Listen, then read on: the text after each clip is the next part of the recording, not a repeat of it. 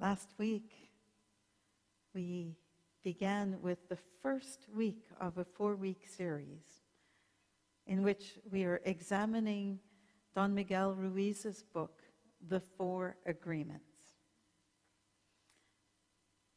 And the idea behind this book is that as children, we are taught how to behave, what to say, what to think, what's appropriate. And in essence, we are domesticated, which is a nasty sounding word, but the idea that we are essentially trained to be a part of society. And we are taught these behaviors and thoughts and ways of being through a system of essentially rewards and punishments. So if you're a good girl, you get the candy, and if you're a naughty boy, you get sent to your room, and we can all identify with variations of those rewards and punishments. And over time, as children, we grow up, and we start internalizing those messages. And so what was imposed on us becomes something that unwittingly and unknowingly we are actually imposing on ourselves.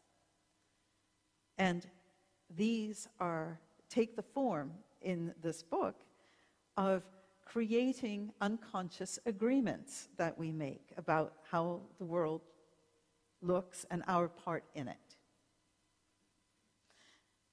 And what the premise of the book is that in doing so, we have forgotten who we are. We have suppressed some of our innate, inborn joy and vibrancy and vitality in order to conform so that we can be accepted and rewarded and fed and be part of the community and so on.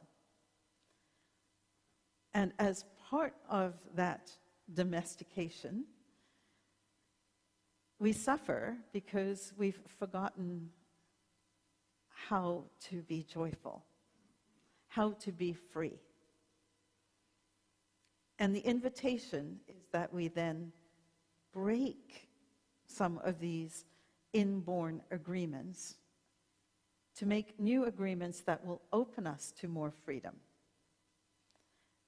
And the book suggests 4 agreements. If we implement the first 2, then Don Miguel Ruiz suggests that we will cure 75% of our agreements that we've made with ourselves that we don't know about. And so today we're going to look at number 2. So if we get 1 and 2 right, we're pretty good. That's like almost the Pareto effect, right? 80% of our suffering comes from 20% of our causes. 80-20 rule is basically what that is. So 75% is getting pretty close. I can live with that if we can make it work. And so the first agreement, which we looked at last week, is be impeccable with your word. And briefly, what that means is don't do anything that goes against yourself. It's not be impeccable with what you say. That is part of it. But it's also be impeccable about who you are and what you create around yourself and what you allow yourself to experience. So that's what we explored last week. And for those who want to review that, it's on YouTube. There's a link on the website. It's worth watching. Really, it's worth watching. Today, we look at the second agreement. Don't take anything personally.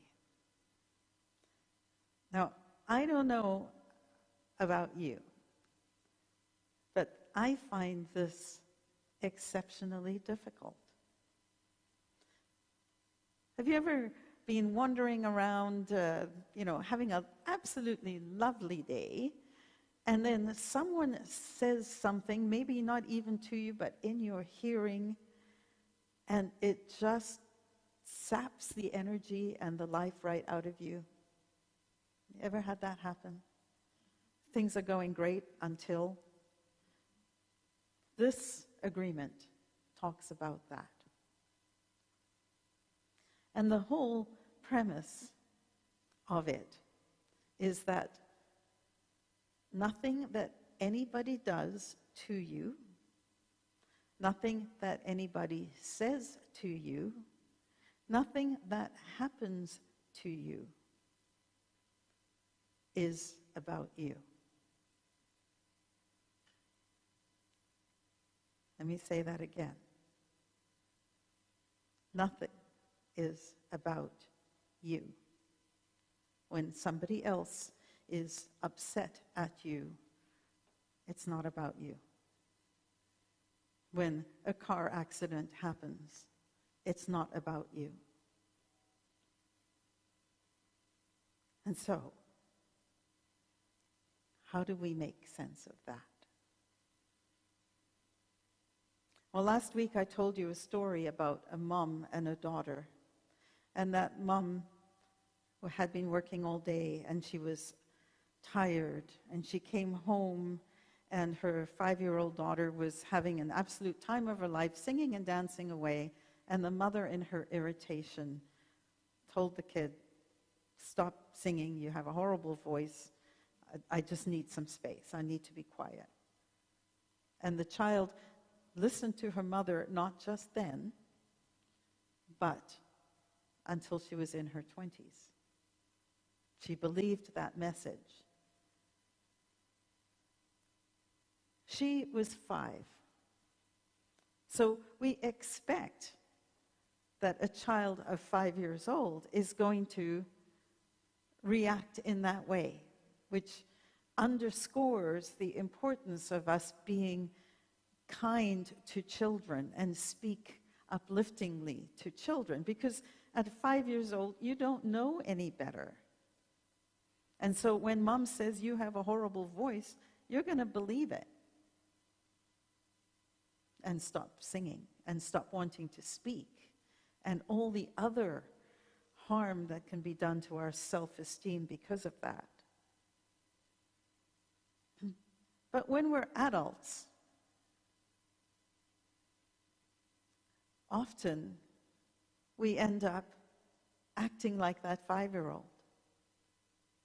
And just like that 5-year-old bought in to her belief, her mother's message about her not being able to sing. So often, even as adults, somebody says something to us and we buy it. And we agree with it. And it hurts. And so the idea in this message is for us to break the agreement that someone else's opinion needs to be adopted by us. In the book, taking things personally is referred to as personal importance. And Ruiz very bluntly calls this idea of taking things personally, and I quote, "the maximum expression of selfishness." And I end quote. The reason he says it's the maximum expression of selfishness is because we all assume that everything is all about me. And the thing is that each one of us operates like that. And so when someone says something that sounds like a criticism or a complaint or a harsh word that is directed at us, we see it from our point of view, we receive it from our point of view, and then we get upset. Because we're at some level, what we're hearing is, you don't matter. And we all have a need to matter because we know in our hearts that we do. We matter. And so when someone else is saying something that feels hurtful to us, the underlying message is, maybe I don't matter. It's scary. And so we react by being hurt, by taking it personally. So one of the things that we want to remember is that we, each one of us, live from our own point of view. And we think that the other person's behavior is a response to us. But what we don't recognize and forget is that where they're coming from is their point of view. And what they're speaking about is a response from their point of view. And none of us see the world the same way. We want to remember that a point of view is a view from a point.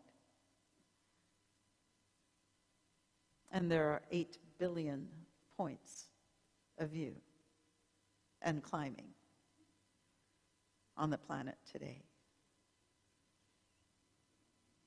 Nothing other people do is about you. I find myself resisting that. And I imagine that some of you are feeling the same way. So let's look at two aspects of this. One is when our need to be right means another person is made wrong. And the other is when another person's need to be right, is directed at us, and we are made to feel wrong. And I want to ask you to think of 4 letters as we do this. A, B, C, and D. The first is to allow for differences of opinion. Allow. The second is to be a funnel, not a sponge. And I'll talk about each of these briefly. The C is to control your own lane, your own response, your own behavior. And the 4th letter, D, is to distinguish between a dialogue and a diatribe. And I hear some giggling. So let's look at this. When our need to be right makes another person wrong, when we're doing this, we are actually taking somebody else's behavior personally, and we're going to make sure that they know what they've done to affect a situation. So now they've done something, we're taking it on. So how can we make it not about us when this happens? When somebody does something that we see as wrong? The first thing I'm going to ask you to do is allow for a difference of opinion and add a period. So this is what I mean. I didn't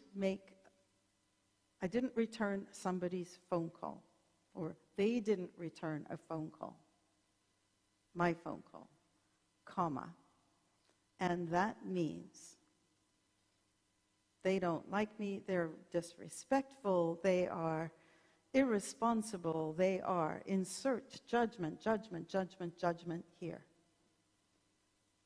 We don't know any of that part. The only part we know is they didn't return a phone call.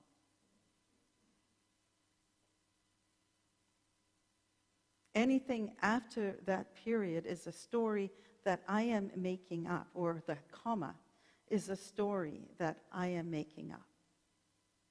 And I don't know what's going on. They are, let's say, they are conservative, comma, and that means ... They are liberal, and that means ... They are Muslim, and that means ... They are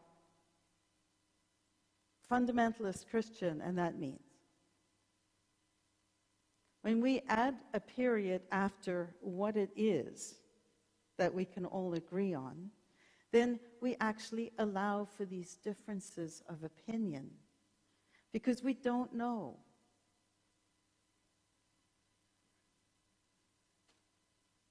And think of, is it a good thing or a bad thing? Sometimes it's just a thing. It's not about me unless I choose to make it about me. And then, be a funnel, not a sponge. Or another way of saying it is, become an observer. So you see this going on. Unless you want to get hooked in and add to drama, just notice. And notice yourself getting upset. And ask yourself the question, does this need to be about me? Try saying, that's interesting. Somebody's saying and spewing something and you're just like, ugh. That's interesting. That's another opinion. A different point of view. And this means that you need to control your own lane, or want to control your own lane. Control your own response. Because it's only when we as individuals hook ourselves in that we add to the drama, that we add to the hell, that we escalate. Because then we start making things not just about the other person, but about us and our interaction with the other person. And it just blossoms and blooms in a sometimes not very pleasant way. So control your own response. Stay in your own lane. What if you allowed them to have their opinion? What if you allowed them to have their own behavior? What if I allowed myself to know that what they're doing does not need to define me? This is particularly true of people in spouses and children, where, you know, your kids might be doing something and you're just like, oh, this is going to reflect on me. What are they thinking about me? Or your partner does something and you just want to go and hide your head because somehow you think it's going to be a reflection on you.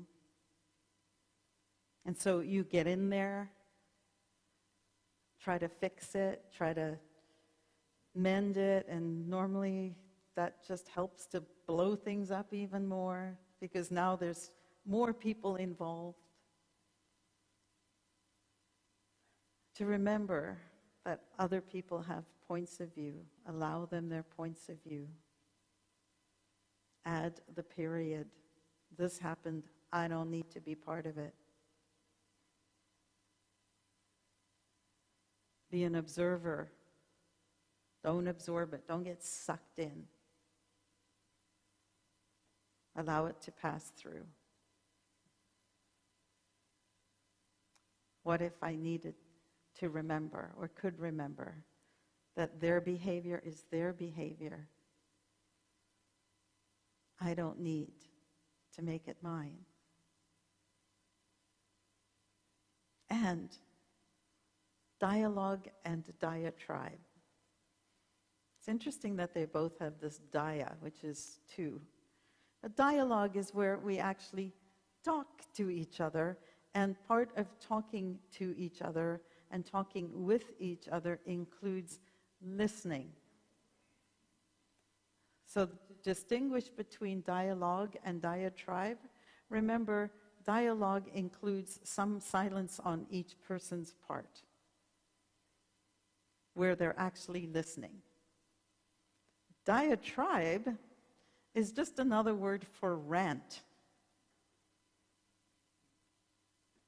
And so when we are in a place where we are ranting, where we're the ones doing the ranting, try and remember that there's no listening going on either part. Because what happens when we're in this place of diatribe where we're just letting it all hang out? Well, think about what happens when you're the one on the receiving end.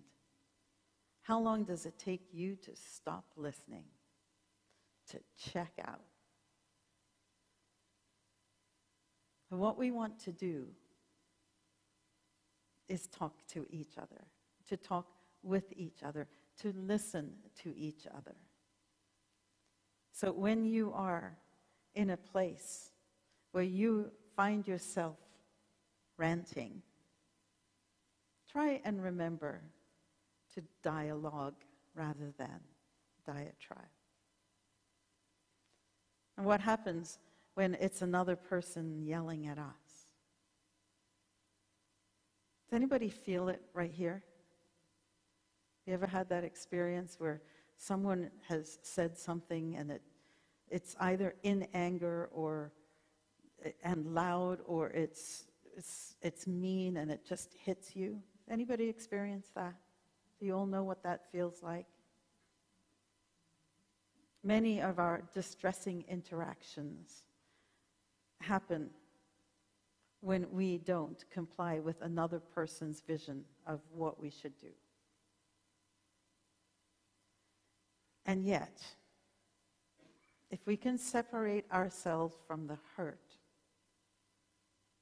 and from that visceral reaction that we have, if we can become an observer, then we might be able to realize that the other person is dealing with their beliefs, with their viewpoint, with their agreements, and they have nothing to do with us. And if it wasn't us standing here taking it on, it would just be a matter of time before it would be someone else standing here taking it on, as long as the other person allowed it.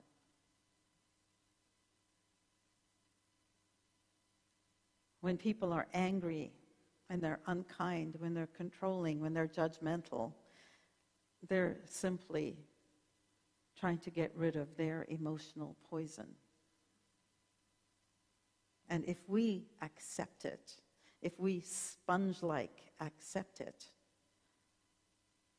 then yes, it helps relieve their poison, what they're experiencing, but we've taken it in.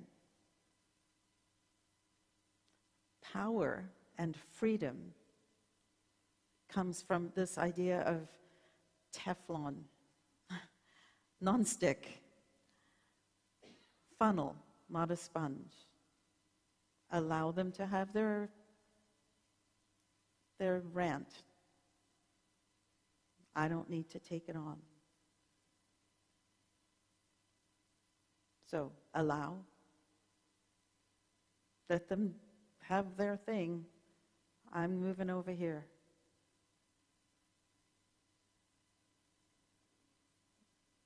Move out of the way. Be an observer, not an absorber. Be a funnel, not a sponge. Notice what's happening. And don't allow any of that energy to come to you. And that means that you are responsible for you. Control your own lane. Control your response. Control your energy. And that may mean removing yourself for a while.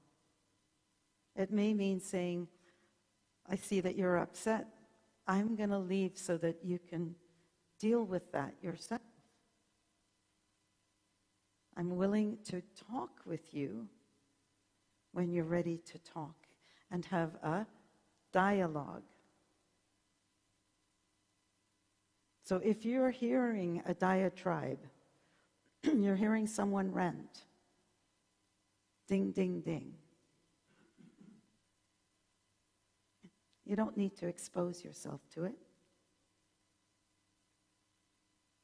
Don't take it personally.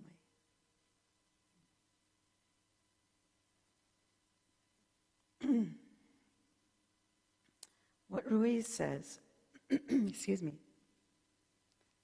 if you do not take it personally, you are immune in the middle of hell. Immunity to poison in the middle of hell is the gift of this agreement.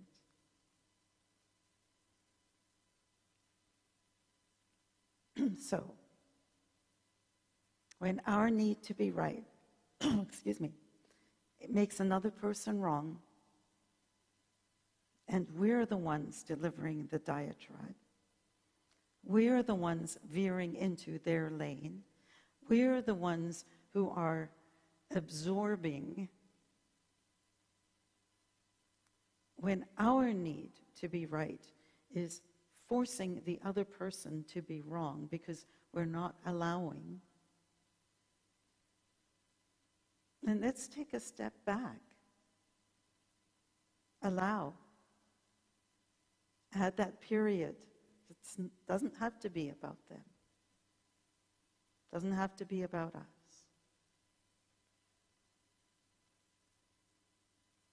Be a funnel, not a sponge. Control your own reactivity.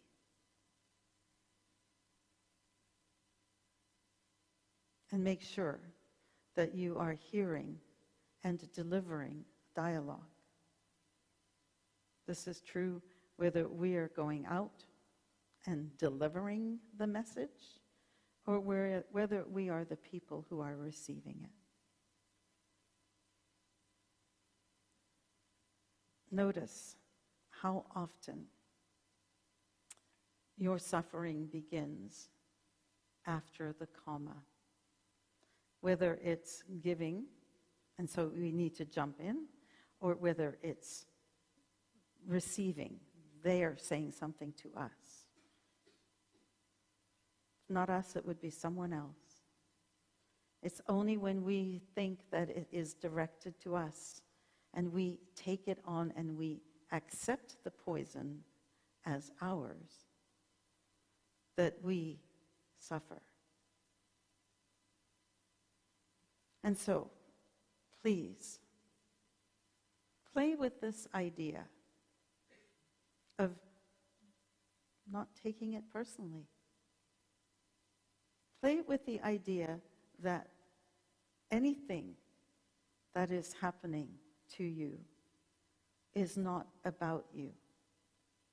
That it is about the other person and the agreements that they made, their life view. And allow different points of view. because a point of view is simply a view from a point. Don't take anything personally. It is the road to freedom. I bless you.